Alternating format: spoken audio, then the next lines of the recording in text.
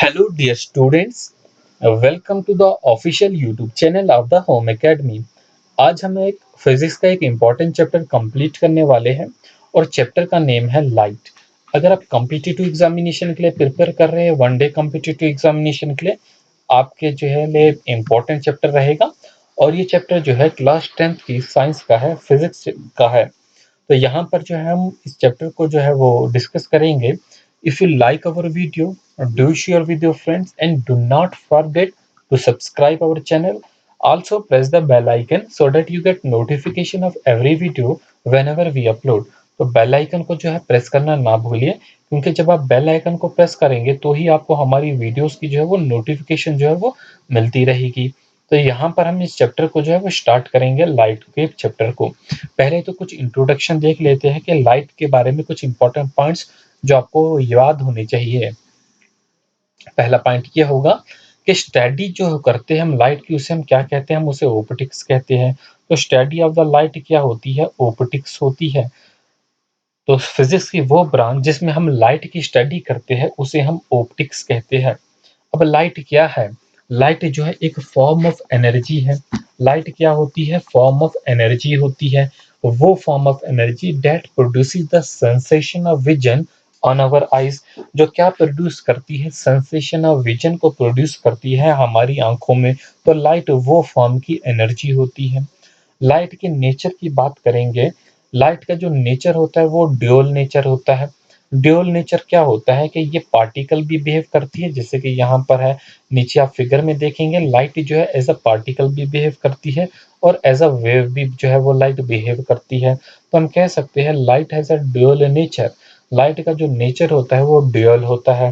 तो wave nature भी होता है और पार्टिकल नेचर भी होता है लाइट का। ठीक है। हमने साउंड का चैप्टर पढ़ा था और साउंड में हमने पढ़ा था कि साउंड जो है वो एज अ वेव जो है वो बिहेव करती है। किस टाइप की वो बिहेव वेव होती थी? वो लॉन्गिट्यूडिनल वेव होती थी। लेकिन हम यहाँ पर पढ़ रहे हैं जो हमारा साउंड है ये लॉन्गिट्यूडिनल नहीं बल्कि ये नॉन मैकेनिकल जो है वो ट्रांसवर्स वेव है। तो ये वो वेव है जो ट्रांसवर्स वेव होती है। तब यहाँ पर हम देखेंगे जो लाइट होती है वो as a particle and wave दोनों बिहेव करती है। ठीक है। अब हम जो है मेन चैप्टर पे आ जाएंगे कि यहाँ से हम स्टार्ट करेंगे लाइट को डिफाइन करना। पहला point, light is a form of energy. Light क्या है? एक फॉर्म है। किस चीज की फॉर्म है? एनर्जी की फॉर्म होती है। Which enables human beings and creature to see the things. जो क्या करती है? ह्यूमन बींग्स, इंसानों को, और जो दूसरे लिविंग क्रिएचर्स है उन्हें जो है वो चीजें देखने में मदद करती है। तो इसी को जो है हम लाइट कहते हैं।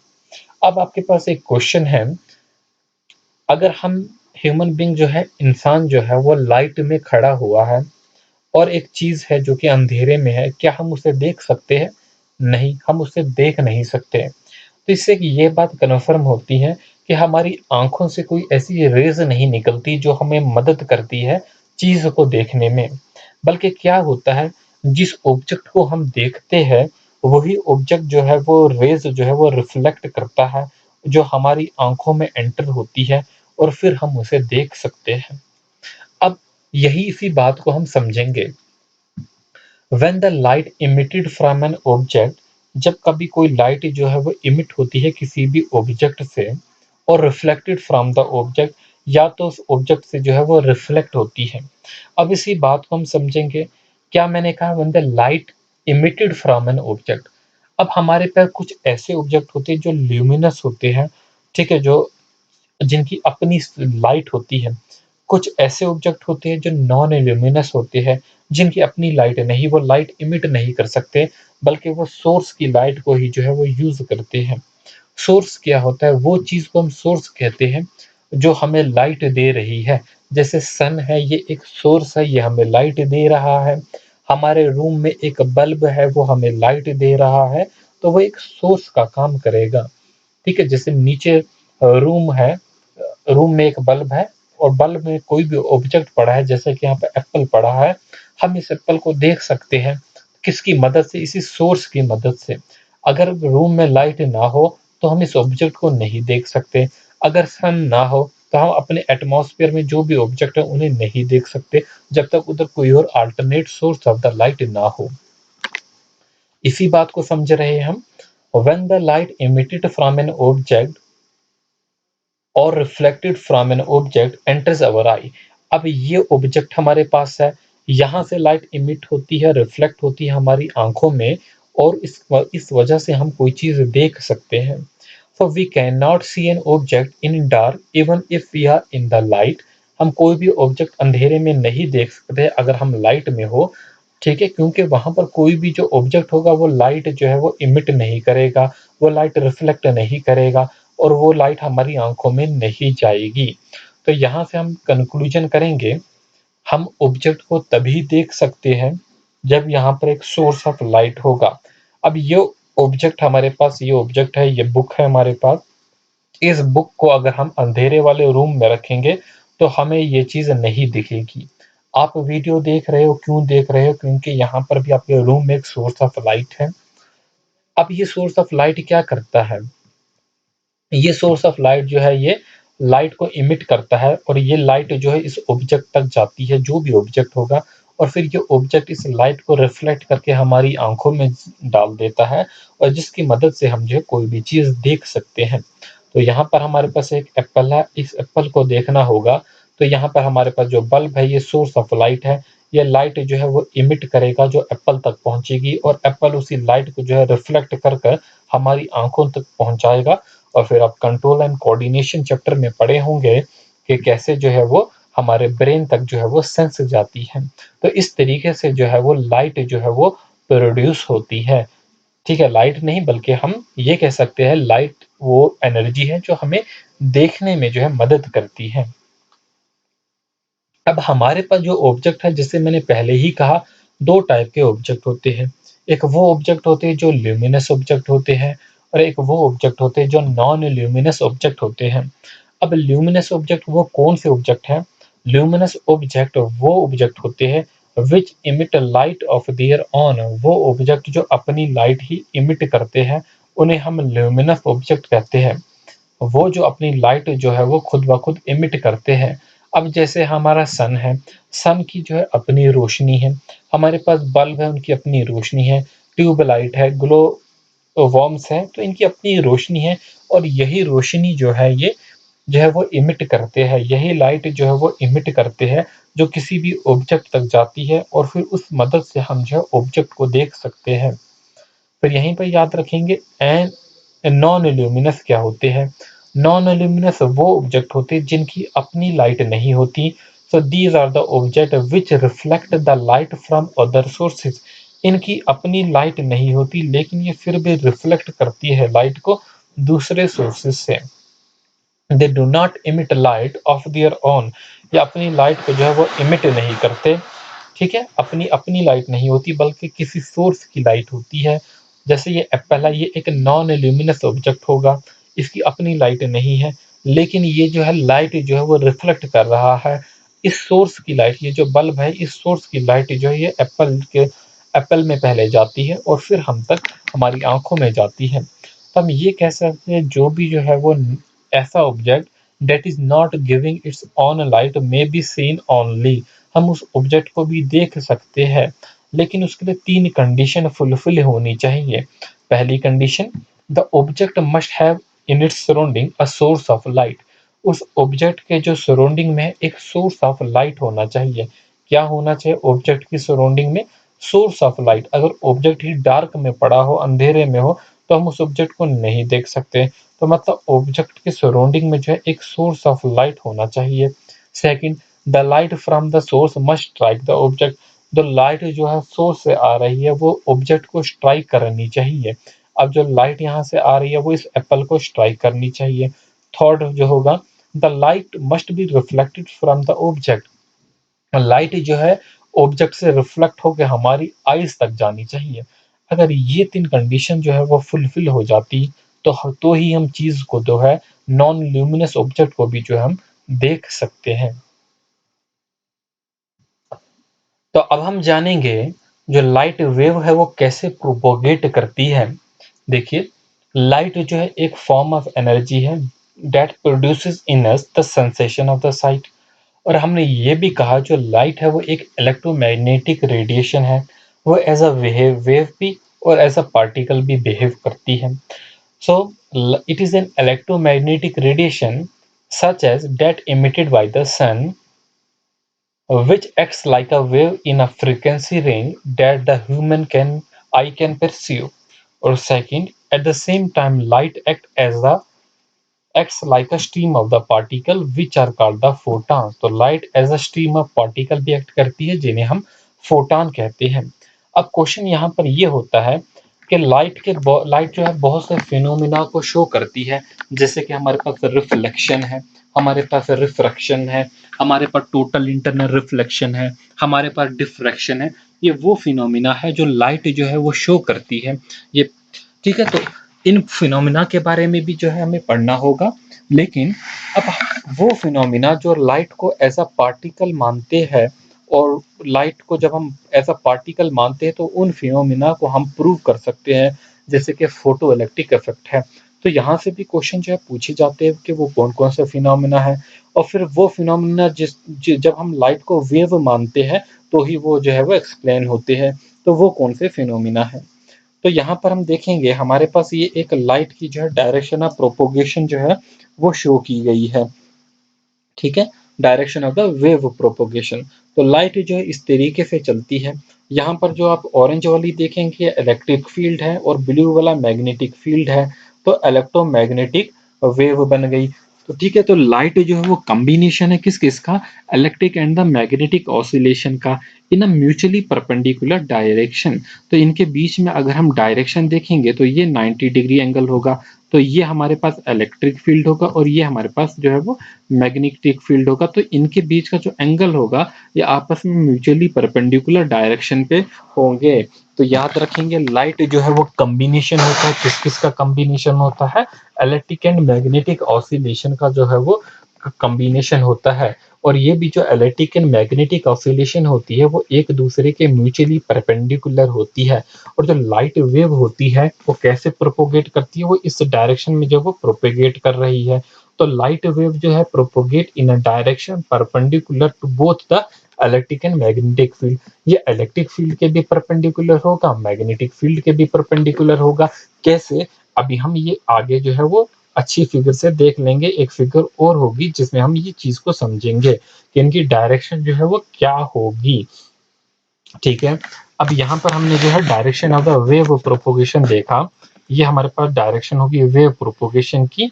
तो यहाँ पर जो ब्लू होगा ये मैग्नेटिक फील्ड ले लिया हमने, और रेड वाला जो है इलेक्ट्रिक फील्ड होगा। तो डायरेक्शन जो है वो इस तरीके से डायरेक्शन है। ठीक है, तो ऊपर जो ये है हमारे पास ये इलेक्ट्रिक फील्ड है और ये जो है वो मैग्नेटिक फील्ड है। तो हमने ये देखा जो इनके बीच का एंगल होगा ये भी 90 डिग्री का होगा। तो इलेक्ट्रिक फील्ड जो और मैग्नेटिक फील्ड के जो एंगल होगा ये आपस में क्या होगा, ये म्यूचुअली परपेंडिकुलर होंगे। तो इस तरीके से जो है हम कह सकते हैं लाइट जो है वो कॉम्बिनेशन होती है इलेक्ट्रिक एंड मैग्नेटिक ऑसिलेशन की इन म्यूचुअली परपेंडिकुलर डायरेक्शन। एक दूसरे के ये म्यूचुअली जो होते हैं वो क्या होंगे, परपेंडिकुलर डायरेक्शन में होंगे। ठीक है, अब नेक्स्ट पॉइंट हम देख लेंगे कुछ इंपॉर्टेंट जो है कैरेक्टरिस्टिक्स होती है लाइट की। लाइट की बहुत सी कैरेक्टरिस्टिक्स है, उनमें से कुछ इंपॉर्टेंट कैरेक्टरिस्टिक जिनसे मल्टीपल चॉइस क्वेश्चन भी पूछे जाते हैं। So light travel along a straight line in a medium और अ वैक्यूम। तो लाइट जो है वो ट्रेवल करती है स्ट्रेट लाइन में, या तो मीडियम हो उसमें भी ट्रेवल कर लेगी, या तो वैक्यूम होगा वहां पर भी जो है लाइट जो है वो स्ट्रेट लाइन में ही क्या ट्रेवल करेगी। तो हम कह सकते हैं जो लाइट होगी वो ट्रेवल करेगी किस में, ट्रेवल करेगी स्ट्रेट लाइन में। ठीक है, कर्व्ड लाइन में ट्रेवल नहीं करेगी। तो यहाँ पर मानेंगे जो लाइट है वो ट्रेवल करती है किस में, स्ट्रेट लाइन में ट्रेवल करती है। मीडियम में ट्रेवल करती है वैक्यूम में, तो ये मीडियम में ट्रेवल करती है। साउंड में हमने पढ़ा था कि साउंड वेव जो है मीडियम में ट्रेवल करती है, मगर लाइट जो है इवन वैक्यूम में भी जो ट्रेवल कर सकती है। So the path of the light changes only when the medium changes. और जब कभी हम मीडियम जो है वो चेंज करेंगे, मतलब हम डेंसर से जो है रेयर मीडियम में जाएंगे या रेयर से जो है डेंसर मीडियम में जाएंगे, तो ही लाइट का जो है वो पाथ जो होगा वो चेंज होगा। ऐसे लाइट का पाथ जो होगा वो चेंज नहीं होगा। ठीक है, तो लाइट शो डिफरेंट बिहेवियर। तो अब लाइट के जो है वो डिफरेंट बिहेवियर्स हैं, जैसे कि रिफ्लेक्शन है, डिफ्रैक्शन है, इंटरफेरेंस है, डिफ्रैक्शन है, पोलराइजेशन ऑफ द लाइट है। इन्हें हमने जो है एक एक फिनोमिना को जो है पढ़ना है, और यहाँ से आपके लिए जो है क्वेश्चन जो है बहुत से पूछे जा सकते हैं। अब स्पीड ऑफ द लाइट की हम बात करते हैं। देखिए, लाइट की जो स्पीड है वो फाइनाइट है, इनफाइनाइट नहीं है, पहली बात। तो इसका क्या मीनिंग है? This means that it never changes, it has a definite speed. एक डेफिनेट स्पीड होती है जो कि अपने आप चेंज नहीं होती। So this speed is around 3 into 10⁸ metre per second. तो कितनी स्पीड है? 3 इंटू 10⁸ जो है वो मीटर पर सेकेंड है। हम ये भी मानते हैं कि जनरल साहब के पास जो है वो एक डेटा है, वो याद रखेंगे। A beam of light could travel around the earth 7.5 times in 1 second. एक सिंगल बीम ऑफ लाइट अगर हम लेते हैं, ये पूरे जो है अर्थ को जो है उसमें ट्रेवल कर सकती है, 7.5 टाइम्स ट्रेवल कर सकती है 1 सेकंड में। सो द डिस्टेंस ट्रेवल्ड दैट, यहाँ पर याद रखेंगे, the distance that the light travel in 1 year, उसे हम लाइट ईयर कहते हैं। तो ये भी जो है एक इम्पॉर्टेंट पॉइंट है। ऐसा डिस्टेंस जो लाइट ट्रेवल करती है 1 साल में, उसे हम क्या कहते हैं? लाइट ईयर कहती है। एक और जनरल डेटा जो याद रखेंगे, light takes 8 minute and 19 second to reach from sun to earth. Light जो है कितना समय लेती है सन से लेके जो है अर्थ तक आने में? 8 minute and 19 second, 8 minute 19 second जो है लाइट लेती है सन से लेके अर्थ तक आने में। और हमने कुछ करेक्टरिस्टिक्स देख ली लाइट की। अब हम क्या देखेंगे? हमने ये देखना है जो एक बिहेवियर्स है लाइट जो डिफरेंट डिफरेंट शो करती है, जिनमें रिफ्लेक्शन ऑफ द लाइट भी आता है। ठीक है, देखिए, most of the things we see around us do not emit their own light. हमने ज़्यादातर ऐसी चीज़ें देखी अपने आसपास जो लाइट जो है इमिट नहीं करते, उनकी अपनी लाइट नहीं होती है। जैसे आपके घर में टेबल है, आपके घर में चेयर है, ठीक है, या बाकी कोई भी चीज़ें हैं जो अपनी लाइट नहीं होती। They are visible because they re emit light reaching their surface from any primary source. वो ऑब्जेक्ट जो होते हैं वो लाइट जो है वो री इमिट करते हैं। वो लाइट जो उन तक जो है किसी जो सोर्स से पहुंचती है, जिसे हम प्राइमरी सोर्स कहते हैं, या तो जिसमें सन होगा, या तो जिसमें हमारा लैंप होगा, या कोई भी सेकेंडरी सोर्स होगा। ठीक है, when light falls on the surface of a material, it is usually either re-emitted without a change in frequency or absorbed in the material। या तो लाइट जब जो है किसी भी मटेरियल पे जो है वो गिरती है, या तो वो जो है वो री इमिट हो जाती है। जैसे ये एक मटेरियल है, लाइट अगर इस पे गिरेगी तो या तो ये क्या हो जाएगी, या तो यहाँ से जो है ये री इमिट हो जाएगी, या तो जो है ये एब्जॉर्ब हो जाएगी मटेरियल में। ठीक है, ये जब एब्जॉर्ब होगी मटेरियल में in the form of heat, वो ऑब्जेक्ट जो होगा वो गर्म हो जाएगा। तो यहीं से जो हमारे पास जो है वो फिनोमिना निकलता है, जिसे हम रिफ्लेक्शन कहते हैं। अगर लाइट एब्जॉर्ब नहीं होती है और लाइट जो है वो रिफ्लेक्ट हो जाती है, तो उसे हम क्या कहते हैं? रिफ्लेक्शन कहते हैं। तो यहीं पर पढ़ेंगे हम रिफ्लेक्शन के बारे में। So the bouncing back of rays of light from a polished and shiny surface is called reflection or the reflection of the light। हम जो है reflection in a plane mirror पढ़ेंगे और reflection in a curved mirror, spherical mirror जो है वो पढ़ने वाले हैं। जो आपके घरों में प्लेन मिरर होता है उसमें रिफ्लेक्शन कैसे होगी, और जो हमारे स्फेरिकल मिरर्स होते हैं, ठीक है, उसमें रिफ्लेक्शन कैसे होगी, ये चीज़ें हमें पढ़नी है। और यहाँ से क्वेश्चन जो है वो पॉसिबल है कि पूछे जाएंगे। So the bouncing back of the rays of light from a polished surface. हमारे पास एक मिरर होता है और हम मिरर में जो है पीछे जो है पॉलिश करते हैं। ठीक है, हम इसमें पॉलिश करते हैं सिल्वर की। तो बाउंसिंग बैक ऑफ रेज, अब जब हम इस पे जो है वो कोई भी रे जो होती है वो इंसिडेंट होती है। ये एक रे है, इस पे इंसिडेंट होगी, ठीक है, शाइनी सरफेस पे। तो इसमें क्या होगा? इसमें रिफ्लेक्शन हो जाएगा। तो ये रे जो है यहाँ पर टकराने के बाद जो है वापस जाएगी। So a highly polished surface such as mirror reflect most of the light falling on it। तो जे रिफ्लेक्शन क्या होगा? तो ज़्यादातर जो भी पॉलिश सरफेस होती है, ठीक है, जो जैसे कि मिरर की सरफेस होगी, ये रिफ्लेक्ट करेगी ज़्यादातर लाइट जो भी इस पे जो है वो इंसिडेंट होगी। जो भी इस पे जो है वो लाइट जो है यहाँ पर फ़ॉल करेगी, उस लाइट को जो है ये वो रिफ्लेक्ट कर देगी। सिमिलरली शाइनी स्मूथ सरफेस जितनी भी होगी वो रिफ्लेक्ट करेगी ज़्यादा लाइट, और जो डल सरफेस होगी वो कम लाइट को रिफ्लेक्ट करेगी। तो ऐसे भी क्वेश्चन होगा आपके पास कि वे कौन-सी सरफेस जो है वो लाइट को जो है रिफ्लेक्ट ज़्यादा करेगी। तो ऑप्शन में दिया होगा शाइनी सरफेस, ठीक है, रफ सरफेस, इस तरीके से, या बोला होगा दोनों में इक्वल होगा रिफ्लेक्शन। तो ऐसे क्वेश्चन बनेंगे। अब ये प्लेन मिरर जो होता है वो क्या होता है? प्लेन मिरर जो है एक फ्लैट मिरर होता है that is usually made of glass, जो ग्लास का बना होता है, with a very thin layer of the silver on the back, और इसके बैक में जो है हम सिल्वर से जो है वो पॉलिश करते हैं। So the reflection occur at the silver and this is protected by a layer of the paint. जो रिफ्लेक्शन होती है वो कहाँ पर? सिल्वर पे होती है, और उसे हम जो है पेंट से जो है वो प्रोटेक्ट करते हैं।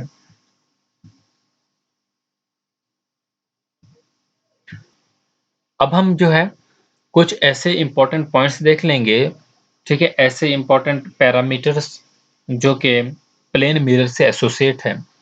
सबसे पहले हम जानते हैं जो लाइट जो है वो हिटिंग करती है प्लेन मिरर को, वो वापस चली जाती है, वो रिफ्लेक्ट बैक हो जाती है। And if you look in such a mirror you will see an image of yourself. और अगर आप ऐसे मिरर को जो है आप देखेंगे, शीशे को देखेंगे, तो आपको अपनी इमेज उसमें दिखने लगती है, ठीक है। अब ऐसे गिलास जो होते हैं जिनमें पॉलिश नहीं की जाती सिल्वर की, और उसके बैक में जो है पेंट नहीं किया जाता, तो उसमें हम जो है अपनी इमेज नहीं देख सकते। तो हम उसी मिरर में देखेंगे, उसी ग्लास में देखेंगे जिसमें हम पॉलिश करेंगे, ताकि जो भी जो है वो लाइट जो उस पे जो है हिट करती है वो रिफ्लेक्ट हो जाए, ठीक है? तो उसमें हमें अपनी इमेज दिख जाती है। अब ये सारा प्रोसेस होता कैसे है? ये हमने एक मिरर जो है वो ले लिया है, ठीक है? ये एक मिरर है। अब इस मिरर में एक लाइट जो है वो इंसिडेंट की जाती है, ये इंसिडेंट रे क्या होता है? वो रे होती है, वो लाइट की रे होती है जो स्ट्राइक करती है सरफेस को। किसकी सरफेस को? हमारे मिरर की सरफेस को, या कोई भी ऑब्जेक्ट जो है वो उसकी सरफेस को जो है वो स्ट्राइक कर रही है। तो यहाँ पर फिर हमारे पास हमने देखा कि अगर हमारे पास प्लेन शाइनी सरफेस है जैसे कि मिरर की है, तो ये लाइट जो है वो रिफ्लेक्ट होगी। तो रिफ्लेक्टेड रे क्या होगी? ये हमारे पास रिफ्लेक्टेड रे है। क्या होती है? ए रे that represent the light reflected by the surface. एक ऐसी रे जो क्या रिप्रेजेंट करती है? जो लाइट है वो रिफ्लेक्ट हो जाती है सरफेस से। अब हमारे पास नेक्स्ट हमारे पास होता है पॉइंट ऑफ इंसिडेंस। क्या होता है? देख लीजिए, ये जो पॉइंट है ये पॉइंट ऑफ इंसिडेंस होता है। ये वो पॉइंट होता है, the point of incidence is that point where the ray of incidence strike the mirror. जहाँ पर जो ये रे होती है, रे ऑफ इंसिडेंस जो है ये स्ट्राइक करती है। फिर हमारे पास नॉर्मल है। नॉर्मल क्या होता है? तो नॉर्मल देखिए, ये हमारे पास एक नॉर्मल है। नॉर्मल क्या होता है? Is a line perpendicular to the mirror. एक ऐसी लाइन जो मिरर के परपेंडिकुलर होती है, जो कि हम ड्रा करते हैं at the point of incidence. So the normal is a line perpendicular to the surface at the point where the incidence ray reflect. तो जहां से जो इंसिडेंट रे होती है वो रिफ्लेक्ट होती है, और ये सी नॉर्मल के बाद जो है वो यहाँ से रिफ्लेक्ट हो जाती है इंसिडेंट रेज, ठीक है। So the angle of the incident and the reflected ray are always measured from the normal. तो जब भी आपको एंगल ऑफ इंसिडेंस जो है वो मेजर करना होगा, या एंगल ऑफ रिफ्लेक्शन जो है मेजर करना होगा, तो ये हमेशा नॉर्मल को कंसिडर करके किया जाएगा। ये मिरर को कंसिडर नहीं करना है हमें। हमें क्या करना है? हमें ये जो है नॉर्मल को जो है वो कंसिडर करना है। अपन देखेंगे कैसे। ये हमारे पास है, ये इंसिडेंस रे है, और ये हमारे पास जो है वो रिफ्लेक्टेड रे है। तो एंगल ऑफ इंसिडेंस क्या होगा? एंगल ऑफ इंसिडेंस होगा एंगल बिटवीन द इंसिडेंट रे एंड द नॉर्मल। ये नॉर्मल और इंसिडेंट रे के बीच में जो एंगल होगा ये हमारा एंगल ऑफ इंसिडेंस होगा। इसे हम किससे डिनोट करते हैं? इसे हम आई से जो है वो डिनोट करते हैं। फिर हमारे पास एंगल ऑफ रिफ्लेक्शन क्या होगा? रिफ्लेक्शन। तो ये जो नॉर्मल और हमारे पास जो है रिफ्लेक्टेड रे के बीच में एंगल होगा, इसे हम एंगल ऑफ रिफ्लेक्शन कहेंगे, इसे हम आर से डिनोट करेंगे। किससे डिनोट करेंगे हम इसे? आर से जो है वो डिनोट करेंगे। अब हमारे पास जो होते हैं लॉज़ ऑफ रिफ्लेक्शन होते हैं, ये हमने बेसिक तो जान लिया रिफ्लेक्शन क्या होता है। अब हम पढ़ने वाले हैं लॉज़ ऑफ रिफ्लेक्शन। तो लॉज़ ऑफ रिफ्लेक्शन कहते हैं laws of reflection of the light. तो यहाँ पर हमारे पास 2 लॉज़ होते हैं। पहला लॉ ये कहता है the angle of incidence is equal to the angle of reflection. हमने देखा जो एंगल ऑफ इंसिडेंस है वो कितना है, ये हमारे पास एंगल ऑफ इंसिडेंस है, ये हमारे पास नॉर्मल होता है और ये उतना होगा जितना एंगल ऑफ रिफ्लेक्शन होगा। मतलब इंसिडेंस को हम आई से डिनोट कर रहे थे और आर को हम जो है एंगल ऑफ रिफ्लेक्शन को आर से डिनोट कर रहे थे। तो इसका कहने का मतलब है जो आई होगा वो किसके बराबर होगा? तो वो आर के बराबर होगा। तो मतलब एंगल ऑफ इंसिडेंस जो होगा वो एंगल ऑफ रिफ्लेक्शन के बराबर होगा। तो यही है हमारा पहला लॉ। और दूसरा लॉ का क्या कहता है? The incident ray the normal to the mirror at the point of incidence and the reflected ray are lie in the same plane. तो ये कहता है जो भी हमारे इंसिडेंट रे, जैसे कि हमारी इंसिडेंट रे है, ठीक है? ये और पॉइंट ऑफ इंसिडेंस, ये हमारे पास पॉइंट ऑफ इंसिडेंस है और जो रिफ्लेक्टेड रे है ये सारी की सारी एक ही प्लेन पे जो है वो लाई करेगी, ठीक है? वो एक ही प्लेन पे है, लाई करने वाली सेम प्लेन पे होगी। और थर्ड हमारे पास होगा these laws of reflection are applicable to all types of the reflecting surface.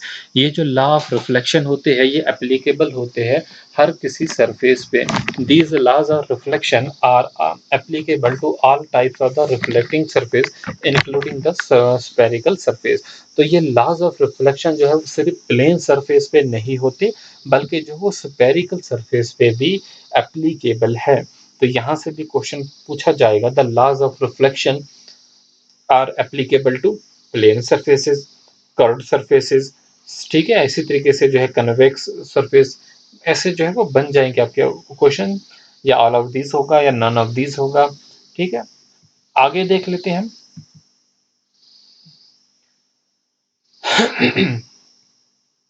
Most important points है यहाँ पर। अब जो इमेजेस बनती है, देखिए आपके पास प्लेन मिरर है। जो प्लेन मिरर क्या होते हैं, जैसे कि आप जिसमें अपनी इमेज देखते हैं घर में, जो शीशा होता है वो समझिए एक प्लेन मिरर है। अब प्लेन मिरर में जो इमेजेस बनती है वो किस टाइप की इमेजेस जो है वो बनती है? Characteristics of the image formed by the plane mirror. तो वो कैरेक्टरिस्टिक्स हमने देखनी है इमेजेस की, जो किससे बनती है? प्लेन मिरर से जो है वो इमेजेस जो है वो बनती है। तो यहाँ पर हम देखने वाले हैं वो कौन कौन सी जो है वो कैरेक्टरिस्टिक्स होगी। तो हमने ये तो पता चल गया हमको कि प्लेन मिरर क्या होता है। प्लेन मिरर हम उस मिरर को जो है कहते हैं जो कि हाईली पॉलिश्ड होता है एक सरफेस पे, ठीक है? जो हाईली पॉलिश्ड होता है और जिसमें इमेज बनती है, वो इमेजेस हम देखेंगे, वो इमेजेस जो है वो रिफ्लेक्शन के थ्रू बनती है। तो पहली कैरेक्टरिस्टिक जो होगी, a plane mirror forms virtual and erect image. Plane mirror जो होता है वो वर्चुअल इमेज बनाएगा, वो जो इमेज बनेगी वो वर्चुअल होगी, ठीक है? मतलब बैक में बनेगी वो इमेज। ये हमारे पास मिरर है, ये हमारे पास ऑब्जेक्ट है, ये हमारे पास ऑब्जेक्ट है, ठीक है? ये हमारे पास जो है वो मिरर है। अब ऑब्जेक्ट से जो है यहाँ पर लाइट जो है वो स्ट्राइक होती है और इमेजेस जो है वो बैक में यहाँ पर बनेंगी, तो एक वर्चुअल इमेज जो है वो बनाई जाती है, बनती है। और ये जो इमेज होगी ये एरेक्ट होगी, ठीक है? And of the same size as the of the object. आपने कुछ ऐसे भी जो है मिरर देखे होंगे जहाँ पर आपको अपना साइज जो है छोटा दिखता है या तो अपना साइज जो है ज़्यादा बड़ा दिखता है। तो प्लेन मिरर जो होते हैं वहाँ पर जो साइज होगा बिल्कुल सेम होगा।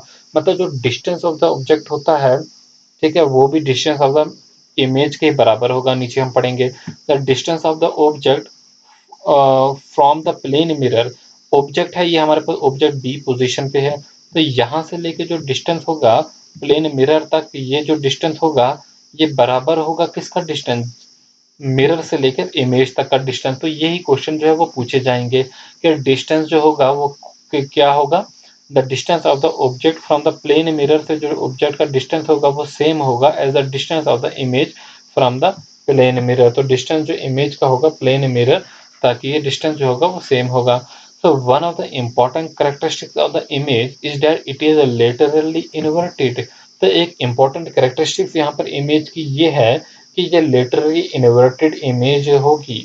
मतलब देखिए, अगर आप शीशे में देख रहे हैं, आप अपना राइट हैंड जो है वो ऊपर करेंगे तो आपको मिरर में ऐसा दिखेगा कि आपने अपना लेफ्ट हैंड ऊपर किया है। So it means if you raise your left hand, अगर आप अपना लेफ्ट हैंड ऊपर करेंगे तो ऐसा लगेगा प्लेन मिरर में कि आपने अपना राइट साइड जो अपना राइट हैंड जो है वो ऊपर किया है। तो इमेज जो बनती है वो लेटरली इन्वर्टेड बनती है हमारे प्लेन मिरर में। इस बात को आप अच्छे से जो है वो याद कर लेना। तो अब हम कंक्लूड करेंगे, जो इमेज जो बनती है ऑब्टेन्ड होती है प्लेन मिरर में वो वर्चुअल होती है। Image is laterally inverted, meaning समझ गए। इमेज जो इरेक्ट होगी, the size of the image is same as the size of the object. तो यहाँ पर साइज ना बड़ा होगा ना ही छोटा होगा, तो मैग्निफिकेशन नहीं होगी। So the distance between the image obtained is same as the distance between the object from the mirror. तो यहाँ पर जो डिस्टेंस ऑब्टेन्ड होगा किस किस के बीच में, जो इमेज और मिरर के बीच में होगा वो सेम होगा। जो डिस्टेंस जो होगा वो किस किस के बीच में, हमारे मिरर और जो है ऑब्जेक्ट के बीच में होगा। कुछ पॉइंट्स देख लेते हैं जो कि प्लेन मिरर से एसोसिएट है। आगे जैसे कि ऑब्जेक्ट है, ऑब्जेक्ट होता क्या है, इमेज क्या होती है। देखिए, ऑब्जेक्ट जो है something from which the light raise start is called the object. ये हमारे पास एक ऑब्जेक्ट है, ये वो जहां से ऑब्जेक्ट से जो है लाइट रे स्टार्ट होती है और वो फिर वो मिरर को जो है वो स्ट्राइक करेगी। इमेज क्या होता है, इमेज जो है वो मिरर बनाता है। एक वो पॉइंट होता है where the light rays meet और अपेयर टू मीट, जहां पर जो लाइट रे है वो मिलती है और ऐसा लगता है कि मिल रही है, तो वो हमारा जो है वो क्या होगा, वो इमेज होगा। फिर इमेज जो होती है वो दो टाइप्स की है, जैसे कि मैंने कहा रियल इमेज है और वर्चुअल इमेज है। आपके एग्जामिनेशन में इसमें बहुत से क्वेश्चन पूछे जाएंगे कि कौन सा मिरर जो है वो रियल इमेज बनाता है, कौन सा वर्चुअल इमेज बनाता है। तो रियल इमेज क्या होगा, real image occurs where rays converge, वहां पर होगी जहां पर जो रेज होती है वो कन्वर्ज होती है। कन्वर्ज का मतलब that is light rays actually meet at the image, जहां पर लाइट रेज एक्चुअली में जो है वो मीट करती है इमेज पे। और वर्चुअल इमेज कहाँ पर होता है, जहां पर जो लाइट रे जो है वो अपियर लगता है कि यहाँ पर जो है वो मीट कर रही है, लेकिन एक्चुअल में मीट नहीं करती। तो रियल इमेज को जो हम प्रोजेक्ट कर सकते हैं स्क्रीन पे, लेकिन वर्चुअल इमेज को हम प्रोजेक्ट नहीं कर सकते हैं स्क्रीन पे। ठीक है, याद रखेंगे। तो यहाँ पर कुछ इंपॉर्टेंट पॉइंट्स है। देखिए, if the image of an object is viewed in two plane, अगर हम किसी भी इमेज को जो है दो प्लेन मिरर्स में देखेंगे, फॉर एग्जांपल हमने एक प्लेन मिरर यहाँ पर लगा दिया, एक प्लेन मिरर हमने जो है यहाँ पर लगा दिया और ऑब्जेक्ट हमने यहाँ पर रख दिया। तो अब हमें इस ऑब्जेक्ट को जो है वो देखना है, या तो हम एक प्लेन मिरर ऐसे लगा देते हैं और एक प्लेन मिरर ऐसे लगा देते हैं और ऑब्जेक्ट यहाँ पर है, तो इस ऑब्जेक्ट की कितनी इमेजेस बनेगी, इस टाइप में से क्वेश्चन पूछे जाएंगे। So if the image of an object is viewed in two plane mirror that are inclined to each other, तो वो प्लेन मिरर जो एक दूसरे के क्या होंगे, इनक्लाइंड होंगे, मोर देन वन इमेजेस फॉर्म, तो वहां पर जो है जो भी ऑब्जेक्ट होगा उसकी एक से ज्यादा इमेजेस बनेगी। तो हम कह सकते हैं if two plane mirror are kept incline to each other at any angle, suppose angle theta है, with the reflecting surface facing each other, multiple reflection take place and more than one images are form, तो वहां पर जो है multiple reflection जो है वो होगी, जिसकी वजह से जो है वो एक से ज्यादा इमेज जो है वो बन जाएगी। अब उसके लिए हमारे पास ये निकालने के लिए डायरेक्टली एक फॉर्मूला भी है। So the number of images depend करेगा on the angle between the two mirrors. तो नंबर ऑफ इमेज जो होगा वो किस पे डिपेंड करेगा, नंबर ऑफ एंगल्स पे डिपेंड करेगा कि एंगल जो है वो कितना है, 0 डिग्री, 90 डिग्री, 180 डिग्री।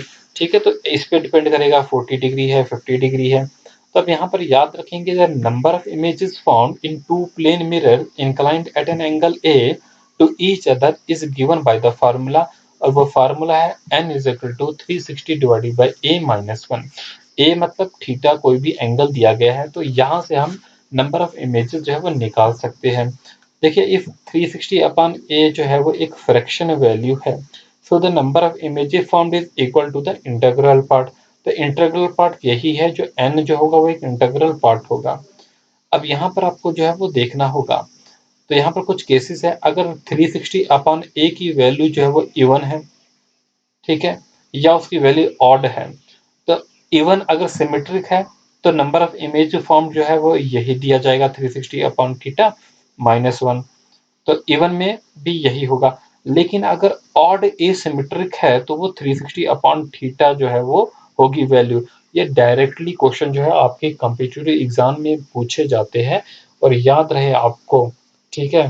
तो क्या होगा, ऑड एसिमेट्रिक में 360 अपॉन थीटा या ए बोलिए, और जो इवन होगा इवन में, और सिमेट्रिक ऑड में जो होगा 360 अपॉन थीटा -1 होगी। So as the angle get smaller, जैसे जैसे ये एंगल जो है, ये थीटा जो है वो छोटा होती जाएगा, या ए बोलिए, ठीक है। तो जैसे जैसे छोटा होता जाएगा, तो smaller the angle the greater the number of images. तो एंगल जितना छोटा होगा उतनी ज्यादा जो है वो नंबर ऑफ इमेजेस जो है वो बनती जाएगी, याद रखेंगे। तो यहाँ पर देखेंगे इंटीग्रल पार्ट क्या था हमारा। तो n जो होता है वो इंटीग्रल पार्ट होता है 360 अपॉन a का, when 360 upon a is not the integer.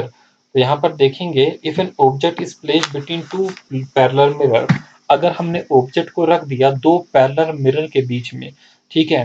तो अगर दो पैरेलल मिरर के बीच में हमने ऑब्जेक्ट को रख दिया, तो इसकी जो इमेजेस बनेगी वो इनफाइनाइट होगी, उसकी इमेजेस जो होगी वो इनफाइनाइट होगी। मगर उन इमेजेस की जो डेंसिटी ये होगी, इंटेंसिटी जो होगी वो डिक्रीज हो जाएगी। सो the number of images formed by two mutually perpendicular mirror, अगर ए की थीटा की वैल्यू जो होगी वो 90 डिग्री होगी, मतलब जो मिरर होंगे आपस में जो है वो परपेंडिकुलर होंगे। एक मिरर ऐसे होगा, दूसरा मिरर ऐसे होगा, आपस में जो है वो परपेंडिकुलर होंगे। तो यहाँ पर कोई ऑब्जेक्ट है, तो इस केस में जो उसकी इमेजेस बनेगी वो टोटल जो है वो 3 बनेगी। और फिर if a is equal to 120 degree, तो बेसिकली जो 90 से लेकर 120 तक एंगल होगा, तो उसमें जो है वो 3 ही बनेगी वैल्यू, ठीक है, 3 ही नंबर ऑफ इमेजेस बनेगी। अब क्वेश्चन जो आपके पास कैसे आते हैं इस तरीके से, find the number of images formed according to the given case. ये हमारे पास एक केस दिया गया है, और यहाँ इसकी मदद से हमने नंबर ऑफ इमेजेस जो है वो निकालने हैं। तो आपके पास नीचे 4-5 ऑप्शन दिए गए होंगे। केस 1 ये है, केस 2 ये है। तो हमने सबसे पहले बात की सिमेट्रिक और एसिमेट्रिक। सिमेट्रिक क्या चीज होती है, जैसे कि हमारे पास कोई भी फिगर है, ये हमारे पास एक फिगर है, अगर बीच में से दोनों साइड बराबर है तो ये सिमेट्रिक होगी। अगर जो है ये बराबर नहीं है तो ये एसिमेट्रिक होगी। तो ये सिमेट्रिक और एसिमेट्रिक का छोटा सा आइडिया रख लीजिए। अब केस 1 होगा हमारे पास। सब केस 1 क्या है, the object is symmetrically placed, जो ऑब्जेक्ट है वो सिमेट्रिकली प्लेस है। मतलब हमारे पास जो एक मिरर है, मिरर ये है, और एक मिरर M1 ये है, ये मिरर M1 है और ये मिरर M2 है, और इनके बीच में हमने एक ऑब्जेक्ट रख लिया है। ऑब्जेक्ट, ये एंगल जो है वो पूरा का पूरा 40 डिग्री दिया गया है, और ये जो है वो 20 डिग्री दिया गया है। अगर ये 20 डिग्री है तो ऊपर वाला पार्ट भी 20 डिग्री होगा, तभी तो ये सिमेट्रिकल होगा कि दोनों साइड जो एंगल है वो 20 डिग्री होंगे। इधर भी 20 होगा, इधर भी 20 होगा, तो ये सिमेट्रिकल हुआ। और दूसरे केस में हमें क्या बोला गया है, ये जो है मिरर है एक, और यहाँ पर जो है वो दूसरा मिरर है, और इनके टोटल जो है 40 डिग्री है, लेकिन ऊपर वाला पार्ट जो है 10 डिग्री है, और नीचे वाला पार्ट जो है वो 30 डिग्री है। तो ये एसिमेट्रिकल हो गया। तो पहले केस में हम क्या करेंगे, और हमने आपको बोला जब भी सिमेट्रिकल होगा तो हमारा फार्मूला क्या होगा, 360 अपॉन ए -1। तो यहाँ पर जो नंबर ऑफ इमेजेस जो निकालनी होगी, 360 अपॉन ए का एंगल कितना दिया, 40 डिग्री गया है, दिया गया है। तो 40 से डिवाइड करेंगे और -1 करेंगे तो हमें 8 इमेजेस मिलेगी। लेकिन दूसरा वाला केस जो है वो क्या है, एसिमेट्रिकल है, और एसिमेट्रिकल में भी ऑड वाला केस है, ठीक है। तो यहाँ पर जो ऑब्जेक्ट जो होगा, the object is asymmetrical, asymmetrically place. तो यहाँ पर जो नंबर ऑफ इमेजेस होगी 360 अपॉन 40 होगी, जो कि कितनी होगी, 9 इमेजेस होगी। Hence the number of images formed are 8 and 9। तो यहाँ से हमने कह दिया कि नंबर ऑफ इमेजेस जो होगी वो 8 होगी और 9 इमेजेस होगी। चलेंगे आगे। अब हमारे पास प्लेन मिरर कंप्लीट हो गया। ठीक है, अब हम स्फेरिकल मिरर पे आते हैं कि स्फेरिकल मिरर में इमेजेस जो है वो किस तरीके से बनती है। तो पहले हम जो है स्फेरिकल मिरर को जो है वो डिफाइन करेंगे। देखिए, स्फेरिकल मिरर क्या होते हैं? स्फेरिकल मिरर वो मिरर जो प्लेन ना हो, तो हम कह सकते हैं the reflecting surface of a spherical mirror में बी कर्व्ड इनवर्ड और आउटवर्ड। या तो वो कर्व होगी इनवर्ड या तो आउटवर्ड, या तो मिरर इस टाइप में होगा या तो मिरर इस टाइप में होगा। तो मिरर या तो इस तरीके से कर्व होगा, अंदर की तरफ निकला होगा, या तो मिरर बाहर की तरफ को आया होगा। तो इन्हें हम क्या कहते हैं? स्फेरिकल मिरर कहते हैं। तो इनकी रिफ्लेक्टिंग सरफेस जो होगी वो या तो अंदर को गई होगी या तो बाहर को होगी। तो spherical mirror whose reflecting surface is curved inward, ऐसा स्फेरिकल मिरर जिसकी रिफ्लेक्टिंग सरफेस जो है अंदर को गई होगी, जैसे ये है, तो इसकी रिफ्लेक्टिंग सरफेस जो है वो अंदर को गई है। यहाँ से अगर हम देखेंगे प्लेन नहीं है बल्कि इतना अंदर को चला गया है, तो ऐसे को हम क्या कहते हैं? जिसकी टुवर्ड्स द सेंटर जाती है उसे हम कनकेव मिरर कहते हैं। क्या कहते हैं? कनकेव मिरर कहते हैं। और ऐसा spherical mirror whose reflecting surface is curved outward, जिसकी रिफ्लेक्टिंग सरफेस आउटवर्ड की तरफ कर्व होगी, बाहर की तरफ कर्व हो जाती है, उसे हम क्या कहते हैं? कन्वेक्स मिरर कहते हैं। So you may now understand that the surface of a spoon, आप एक चम्मच को देख सकते हैं। आपके घर में एक चम्मच होगा, तो चम्मच जो होता है, स्पून जो होता है, वो कर्व्ड इनवर्ड होता है। ठीक है, उसे हम कनकेव मान सकते हैं। ठीक है, कनकेव मिरर मान सकते हैं। And the surface of the spoon bulged outward, और ऐसी सरफेस जो हमारे स्पून की होती है, जो आउटवर्ड की तरफ, बाहर की तरफ बल्ज होती है, उसे हम अप्रोक्सीमेटली कन्वेक्स कह सकते हैं आपके समझने के लिए। ठीक है, कन्वेक्स क्या होता है, कनकेव क्या होता है। अब हम कुछ ऐसे जो है टर्म्स देख लेते हैं, जो वो टर्म जो कि आपको स्फेरिकल मिरर से जो है वो रिलेटेड है। सबसे पहली बात कि पोल क्या होता है।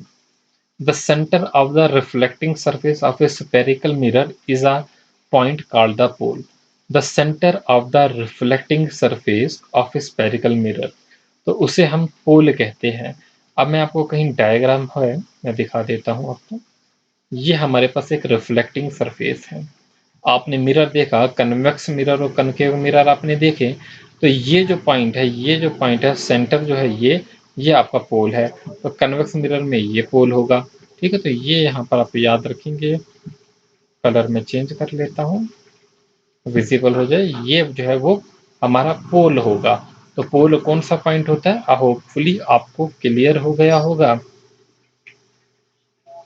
तो पोल वो क्या पॉइंट होता है? The centre of the reflecting surface. Reflecting surface का जो भी सेंटर होता है उसे हम पोल कहते हैं। So it lies on the surface of the mirror. ये मिरर की सरफेस पे ही जो है वो लाई करता है। तो पोल का मीनिंग जो है आपको जो है वो समझ आ गया होगा कि पोल जो होता है मिरर की सरफेस पे बनता है, और इसे हम एक लेटर पी से जो है वो डिनोट करते हैं। इतना क्लियर हो गया होगा, और इतना ही अभी आपके लिए सफिशिएंट है। अब सेंटर ऑफ द कर्वेचर की बात करेंगे। सेंटर ऑफ द कर्वेचर क्या होता है? The reflecting surface of a spherical mirror forms a part of A sphere. तो रिफ्लेक्टिंग जो सरफेस होती है, रिफ्लेक्टिंग सरफेस जैसे कि आप ये यहाँ पर देख रहे हैं, देखिए रिफ्लेक्टिंग सरफेस जो होती है of a spherical mirror forms a part of the sphere. So this sphere has a centre, इसका सेंटर भी होता है। This point is called the centre of the curvature. इसी को जो है वो क्या कहते हैं? Centre of the curvature spherical mirror का कहते हैं। वो क्या होती है? रिफ्लेक्टिंग सरफेस होती है स्फेरिकल मिरर की, जिसे हम क्या कहते हैं? Centre of the curvature. मैं नीचे जो है वो डायग्राम में दिखा देता हूँ आपको। सेंटर ऑफ द कर्वेचर जो है वो रिफ्लेक्टिंग सरफेस होती है, तो ये हमारा जो है वो सेंटर ऑफ द कर्वेचर है। Reflecting surface of the mirror, ये हमारी जो है सेंटर ऑफ द कर्वेचर। यहाँ पर देखेंगे कनकेव मिरर में, और ये हमारे कन्वेक्स मिरर में। तो मिरर के कहाँ पर होगा? ठीक है, यहाँ पर हम डायग्राम में डिनोट करते हैं। रिफ्लेक्टिंग सरफेस जो होती है ऑफ अ स्फेरिकल मिरर, उसे हम क्या कहते हैं? सेंटर ऑफ द कर्वेचर कहते हैं। So this sphere have a centre, इसका जो है वो सेंटर होता है। इसे हम सी से डिनोट करते हैं। चलते हैं। The centre of the curvature of A concave mirror lies in front of it. हमने देखा सेंटर ऑफ कर्वेचर जो है कनकेव मिरर में उसके फ्रंट में लाई करता है, लेकिन कन्वेक्स मिरर में बिहाइंड में लाई करता है। एक बार दोबारा डायग्राम पे नजर डाल लेते हैं। ये हमारे पास जो है वो कनकेव मिरर है, पहली फिगर जो है वो ये हमारे पास कनकेव मिरर है, पहली फिगर। तो सेंटर ऑफ कर्वेचर फ्रंट में लाई करेगा और यहाँ पर जो है वो बैक में होगा, बिहाइंड होगा। Centre of curvature convex mirror में बिहाइंड में होगा और कनकेव मिरर में जो है वो फ्रंट पे जो है वो लाई करता है। तो ये हमारा सेंटर ऑफ द कर्वेचर एक टर्म की। अब हमारे पास नेक्स्ट होती है रेडियस ऑफ द कर्वेचर। तो रेडियस ऑफ द कर्वेचर जो है, देखिए जो भी रेडियस होता है स्फीयर का of which the reflecting surface of a spherical mirror forms a part is called the radius of the curvature. इसे हम आर से डिनोट करते हैं। तो आप देखेंगे ये हमारा रेडियस ऑफ द कर्वेचर है। तो ये भी दोनों सरफेसेस में हम देखेंगे कहाँ पर जो है वो लाई करता है। यहाँ पर आप देखेंगे ये हमारा रेडियस ऑफ द कर्वेचर है, आर से जो है डिनोट किया गया है। यहाँ पर देखेंगे रेडियस ऑफ द कर्वेचर किससे डिनोट किया गया, हमने आर से जो है वो डिनोट किया गया है। ये आर है, यहाँ से लेकर सेंटर कर्वेचर से यहाँ तक का डिस्टेंस जो होगा इसे हम रेडियस ऑफ द कर्वेचर मान लेते हैं। क्लियर हो गया? इसे हम आर से जो है वो रिप्रेजेंट करते हैं। तो मिरर से लेके सेंटर ऑफ कर्वेचर तक जो डिस्टेंस होता है वो हमारा रेडियस ऑफ द कर्वेचर होता है। अब कुछ और पॉइंट्स इंपॉर्टेंट ये देख लीजिए। तो क्योंकि ये लाइट का जो चैप्टर है इसमें आपके थ्योरेटिकल क्वेश्चन बहुत से बनते हैं, ठीक है। हम क्वेश्चन भी जब डिस्कस करेंगे आपको क्लियर होता जाएगा। आपका पहला क्वेश्चन यहाँ पर होगा, पॉइंट होगा ये यहाँ पर कि फोकल लेंथ क्या होती है, ठीक है। मोस्ट इंपॉर्टेंट है। फोकल लेंथ एफ से हम डिनोट करते हैं, स्मॉल एफ से, is the distance between the lens and the focal point. किस किस के बीच में डिस्टेंस होता है, लेंस और फोकल पॉइंट के बीच में जो डिस्टेंस होता है वो हमारी फोकस, हमारी जो है फोकल लेंथ कहलाती है। तो फोकल लेंथ जो है ये हमारे फोकस पॉइंट से लेकर मिरर के बीच में जो पॉइंट है यहाँ तक जो डिस्टेंस होता है इसे हम फोकल लेंथ कहते हैं। अब कनकेव मिरर की बात करेंगे तो हम पॉइंट फोकस की अगर हम बात करेंगे, फोकस क्या होता है, जो पॉइंट एफ है ना, एफ से फोकस होता है। तो the rays travelling parallel to the principal axis, ये हमारा जो है वो प्रिंसिपल एक्सिस है और इसके जो है पैरेलल में जो भी रेज जो है वो ट्रेवल करती है, किसके, प्रिंसिपल एक्सिस के पैरेलल में जो रेज जो है वो ट्रेवल करती है, after reflection pass through the converging, तो रिफ्लेक्शन के बाद जो है वो कन्वर्ज हुई हो जाती है। In case of concave mirror, concave mirror में वो कन्वर्ज हो जाती है, लेकिन जो हमारा कन्वेक्स मिरर है इसमें जो है वो डाइवर्ज हो जाती है। उसी पॉइंट को जहां पर वो कन्वर्ज और डाइवर्ज होती है उसे हम फोकल पॉइंट कहते हैं। जैसे यहाँ पर कन्वर्ज हो गई, ये कन्वर्ज हो गई, ठीक है, और यहाँ पर डाइवर्ज हो जाएगी, यहाँ पर डाइवर्ज हो जाएगी, तो इसी को हम क्या कहते हैं, फोकल पॉइंट कहते हैं, फोकल फोकस कहते हैं। फोकल लेंथ और फोकल पॉइंट है। तो अब हम यहाँ पर देख लेंगे ये कैसे कन्वर्ज और डाइवर्ज होती है। देख लीजिए ये हमारे पास पॉइंट है, ये हमारे पास कर्व्ड मिरर है, एक हमारे पास कनकेव मिरर है, एक हमारे पास कन्वेक्स मिरर है। आपने देखा ये जो पॉइंट है ये हमारा पॉइंट जो है ये फोकस पॉइंट है। यहाँ पर जो रेज है ये आके जो वो कन्वर्ज हो गई कनकेव मिरर में, और ये जो पॉइंट हमारा कन्वेक्स मिरर में, ये पॉइंट जो है प्रिंसिपल एक्सिस के पैरेलल में जो रेज, लाइट रेज चलती थी वो डाइवर्ज हो गई। आप देखेंगे ये हमारा प्रिंसिपल एक्सिस है, इन केस ऑफ जो है ये कौन सा मिरर है हमारा, ठीक है, ये हमारा कन्वेक्स मिरर है। अब इस कन्वेक्स मिरर में गलती से दोनों कन्वेक्स मिरर लगा दी गए, एक कनिकेव लगाना था, ठीक है। तो कन्वेक्स मिरर के जो है वो, बट ये पॉइंट फोकस होगा और यहाँ से जो रेज होती है जब ये इस पे स्ट्राइक करती है मिरर पे तो वापस चली जाती है, रिफ्लेक्ट हो जाती है, ठीक है। तो यहाँ पर याद रखेंगे। अब हम यूजेस देखेंगे कि कौन सा मिरर कहाँ पर यूज किया जाता है। आपको पूछा जाएगा गाड़ी में हमारा जो है वो ड्राइवर कौन सा मिरर यूज करते हैं, ठीक है। आपको पूछा जाएगा डेंटिस्ट कौन सा मिरर यूज करते हैं, इसी तरीके से सर्च लाइट में जो है कौन सा मिरर यूज होता है, ये क्वेश्चन जो आपके बनते हैं। So in order to get the powerful parallel beams of the light, concave mirror के बारे में पढ़ेंगे कि कनकेव मिरर किधर यूज होता है और कन्वेक्स मिरर किधर यूज होता है। पहले कनकेव देख लेंगे। In order to get the powerful, concave mirror कैसा होता है, ये टाइप का मिरर जो है वो कनकेव मिरर है। In order to get the powerful parallel beams of the light, concave mirror are usually used. तो हमारी जो टॉर्चेज होती है, टॉर्चेज में हम कौन सा मिरर यूज करेंगे, हम उसमें अपनी सर्च लाइट में व्हीकल्स के, गाड़ियों के आगे जो हेडलाइट लगी होती है उनमें हम कनकेव मिरर का यूज करेंगे।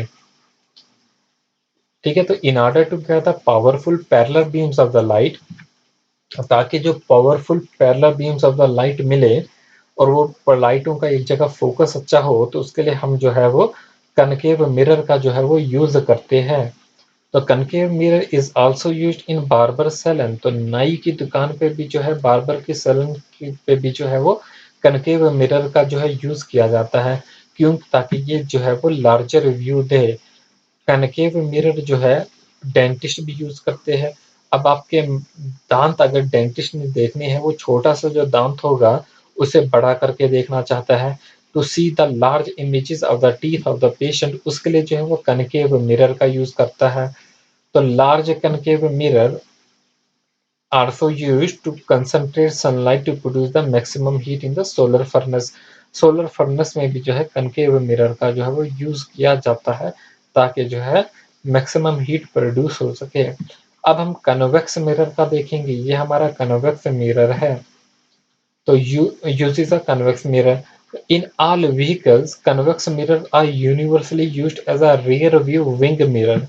तो जो आपके rear view देखने के लिए जो wing mirror लगे होते हैं आपकी बाइक्स में, आपकी दूसरे ऑटोमोबाइल्स में, तो वो कौन से मिरर होते हैं, कन्वेक्स मिरर होते हैं।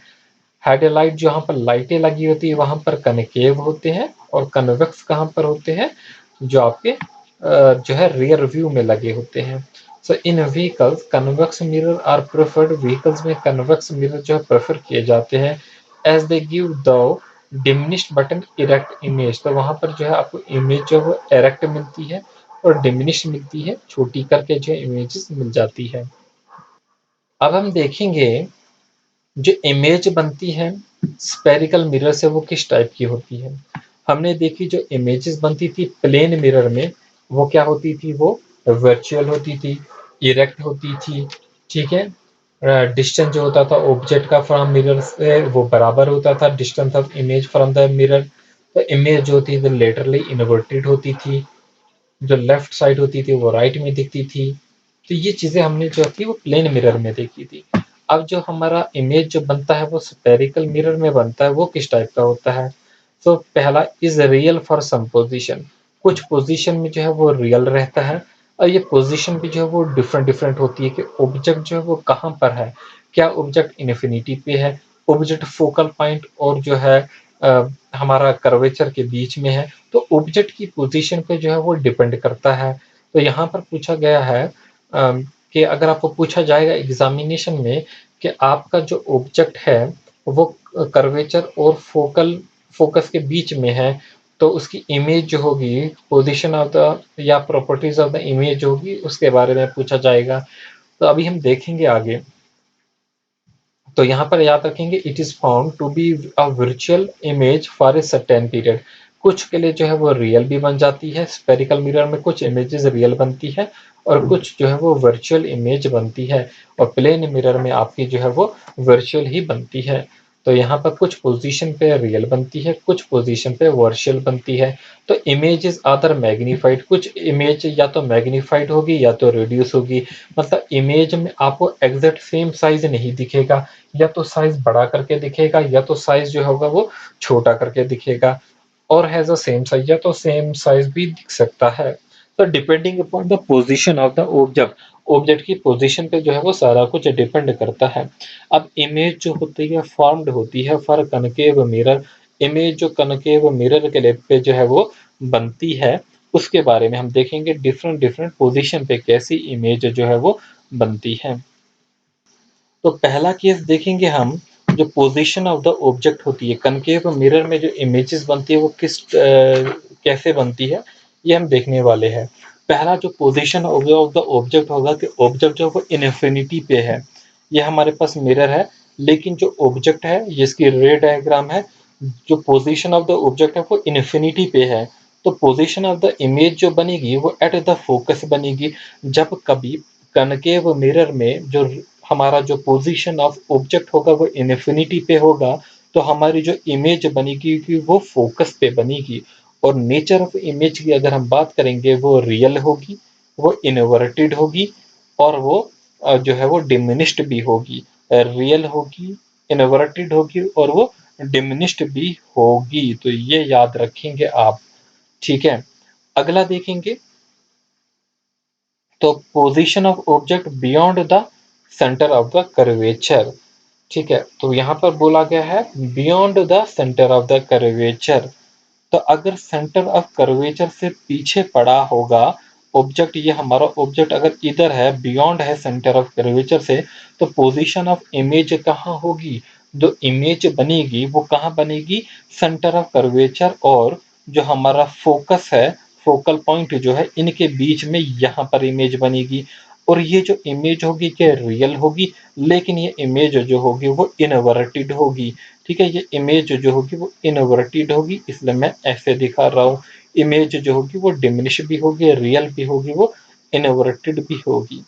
अब पोजीशन ऑफ ऑब्जेक्ट अगर सेंटर ऑफ कर्वेचर पे ही है, at exactly at the centre of the curvature पे ही है, तो अगर सेंटर ऑफ कर्वेचर है तो ये होता है सेंटर ऑफ द कर्वेचर। अगर यहीं पर ऑब्जेक्ट, सपोज ये ऑब्जेक्ट है तो यहाँ पर है, तो इमेज भी जो है वो सेंटर ऑफ कर्वेचर पे ही बनेगी। लेकिन जो नेचर ऑफ द इमेज होगा वो क्या होगा? वो रियल होगा, इन्वर्टेड होगा, और सेम साइज की भी इमेज होगी। ठीक है, अगर पोजीशन ऑफ द ऑब्जेक्ट होगा वो बिटवीन सी एंड एफ होगा। सी एंड एफ का मतलब between the centre of curvature and the focus. तो इमेज जो बनेगी वो कहाँ बनेगी? Beyond the centre of curvature.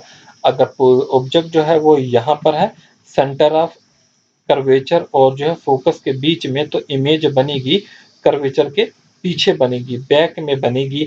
और ये भी जो है वो इनवर्टेड बनेगी, रियल बनेगी, और देखने में जो है वो एनलार्ज्ड होगी।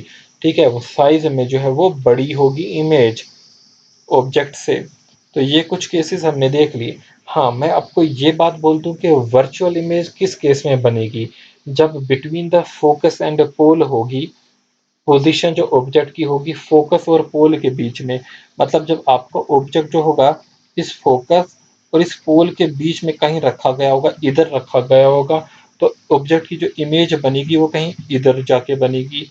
ठीक है, इधर जाके बनेगी, बियॉन्ड बनेगी। तो इसी को हम जो है वो बिहाइंड द मिरर, यही तो हमारी वर्चुअल इमेज होगी। क्या होगी? वर्चुअल इमेज होगी। कुछ इस तरीके से जाके जो है ये इमेज बनेगी। हम इसको आई लिख सकते हैं इधर। याद रखेंगे, ये वाला केस तो बहुत ही इंपॉर्टेंट है। अब हम इमेजेस देख लेंगे जो किससे बनी है, हमारी कन्वेक्स मिरर से। तो कन्वेक्स मिरर, तो पहली बात, जो कन्वेक्स मिरर इमेजेस बनाता है वो वर्चुअल इमेज बनाता है, वो रियल इमेजेस नहीं बनाता। तो convex mirror forms only virtual images. Plane mirror भी वर्चुअल इमेज बना रहा था, और कन्वेक्स मिरर भी जो है वर्चुअल इमेज बनाता है। और concave mirror, both convex and convex concave mirror both real and virtual image बनाता है। Convex mirror form only virtual images for all position of the real object. So the image is always virtual होगी, erect भी होगी, smaller than the object, object से छोटी होगी, and is located between the pole and the focus, और pole और focus के बीच में होगी। ठीक है, स्मॉलर साइज की भी होगी। अब आपको जो है ऐसी जगहों पे जहाँ पर आपको इमेज जो है स्मॉलर चाहिए होती है, जैसे कि आप देखते हैं हाईवे पे जो है वो लगे होते हैं साइड में जो मिरर, तो वहाँ पर जो है आपको इमेज जो है वो स्मॉलर चाहिए होती है। सिक्योरिटी मिरर जो होते हैं वो, उसमें भी इमेज स्मॉलर चाहिए होती है। रियर व्यू मिरर गाड़ी में होता है, उसमें भी जो है इमेज जो है वो स्मॉलर चाहिए होती है। तो कन्वेक्स मिरर का हम वहीं पर यूज करते हैं जहाँ पर इमेज स्मॉलर चाहिए होती है। So image becomes smaller and moves closer to the focus as the object is moved away from the mirror. तो ये भी बात याद रखेंगे। तो virtual image is diminished in size and upright related to the object. तो कैसे बनती है, आप यहाँ पर देखेंगे ये हमारा कन्वेक्स मिरर है। तो इमेज अगर जो है वो ऑब्जेक्ट जो है इन्फिनिटी पे होगा, तो जो हमारी इमेज बनेगी एट एफ फोकल पे बनेगी बिहाइंड द मिरर, मतलब इमेज आपकी यहाँ पर बनेगी, बिहाइंड द मिरर पे इमेज बनेगी। हाईली डिमिनिश्ड होगी, वर्चुअल होगी और इरेक्ट होगी। तो पोजीशन ऑफ द ऑब्जेक्ट अगर इन्फिनिटी और पोल के बीच में है, इन्फिनिटी और पोल के बीच में कहीं यहाँ पर ऑब्जेक्ट है, तो इस केस में ऑब्जेक्ट हमारी जो इमेज बनेगी बिहाइंड द मिरर, मिरर के बीच पीछे बनेगी, और ये स्मॉल साइज की इमेज बनेगी जो कि वर्चुअल भी होगी और डिमिनिश्ड भी होगी और इरेक्ट भी होगी। तो ये कुछ इंपॉर्टेंट जो है इससे रिलेटेड। अब हम देख लेंगे मिरर फार्मूला, जो कि आपके एग्जामिनेशन में अक्सर जो है इस पे मल्टीपल चॉइस क्वेश्चन उसके न्यूमेरिकल जो है वो पूछे जाएंगे आपके मिरर फार्मूले पे। देखिए, सबसे पहले जो मिरर फार्मूला होता है ये होता क्या है, एक रिलेशनशिप होता है अमॉन्ग द ऑब्जेक्ट डिस्टेंस, जिसे हम यू से डिनोट करते हैं। ये आपका ऑब्जेक्ट डिस्टेंस होता है, मतलब आपका मिरर से लेकर जो ऑब्जेक्ट पड़ा है, आपका ऑब्जेक्ट सपोज ये है, तो ऑब्जेक्ट तक जो डिस्टेंस होता है मिरर से उसे हम यू कहते हैं। फिर आपका जो इमेज डिस्टेंस, आपकी इमेज जहां पर बनती है, सपोज यहाँ पर बन गई आपकी इमेज, ये आपकी इमेज बनी, तो यहाँ से लेकर जो यहाँ तक का डिस्टेंस होगा वो आपका v कहलाएगा। और फिर फोकल लेंथ f, f क्या होती है, जो फोकल पॉइंट से लेकर आपके मिरर के बीच में पोल तक जो डिस्टेंस होता है उसे हम f कहते हैं। ठीक है, उसे हम मिरर फार्मूला का जो है, मिरर फार्मूला इनके बीच में रिलेशन कहता है। क्या कहता है, जो 1/f है, मतलब 1/, फोकल लेंथ है वो 1/v, v जो होता है वो इमेज का डिस्टेंस होता है, distance of image, plus 1/u distance of the object. तो यही आपका जो है मिरर फार्मूला होता है। तो मिरर फार्मूला जो होता है वो एक्सप्रेस करता है relationship between the object distance u, image distance v and the focal length f of a spherical mirror. तो स्फेरिकल मिरर के जो है इन चीजों के बीच में जो है डिस्टेंस जो है वो शो करता है।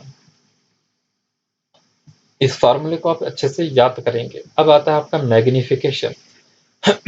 अभी मैंने बात की मिरर के बारे में कि जो हमारा स्फेरिकल मिरर, इसमें हमने जो कन्वेक्स मिरर पढ़ा कि हमने ये देखा जो इमेजेस का जो साइज होता है कम ज्यादा हो जाता है। तो if the mirror is plane the size of the image is always equal to the size of the object. तो हम अगर मिरर जो है वो क्या है, प्लेन मिरर है, प्लेन मिरर में क्या होता है, जो साइज ऑफ द इमेज होता है वो किसके बराबर होता है, साइज ऑफ द ऑब्जेक्ट के बराबर होता है।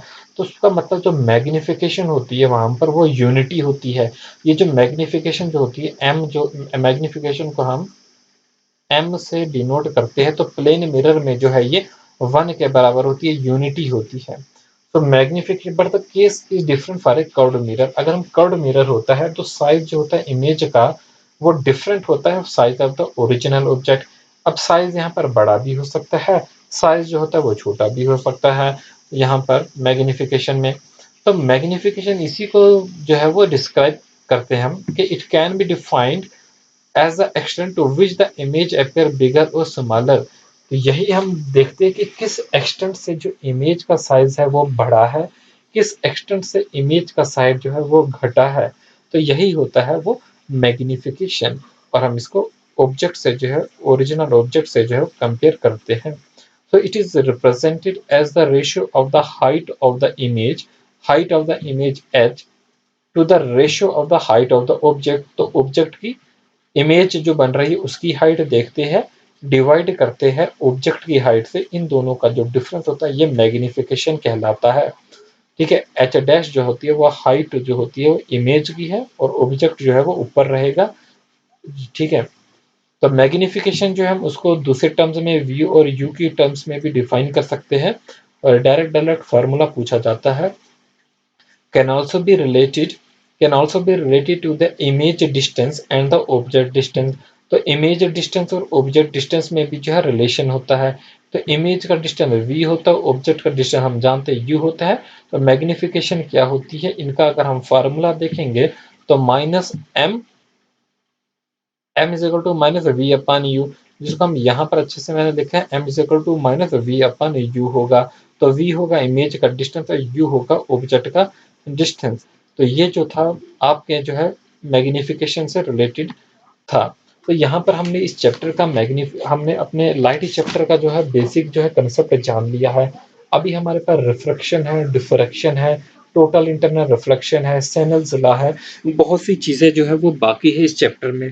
तो नेक्स्ट पार्ट में जो है हम इस पे जो है मल्टीपल चॉइस क्वेश्चन करेंगे कि क्वेश्चन किस टाइप के आपके पूछे जाते हैं। आप ये क्वेश्चन जो है वो देख सकते हैं कि किस टाइप के जो है वो क्वेश्चन जो है वो पूछे जाते हैं। ठीक है। तो देखिए फ्रेंड्स, अभी तक आपने अगर हमारा मॉक टेस्ट जो है जेके एसएसबी क्लास 4th के लिए जो है अटेम्प्ट नहीं किया है, तो उसे जो है वो ज़रूर अटेम्प्ट कीजिए।